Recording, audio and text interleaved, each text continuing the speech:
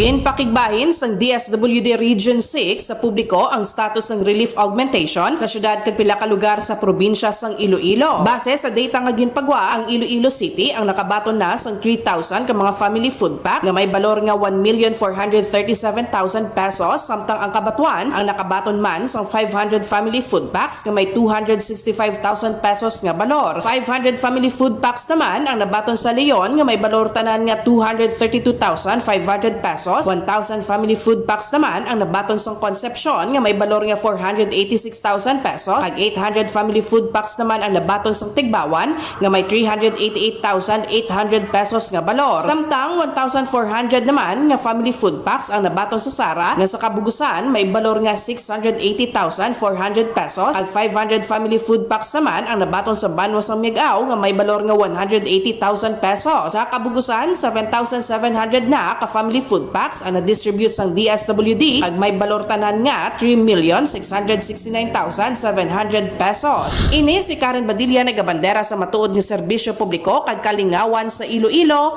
Radyo Bandera.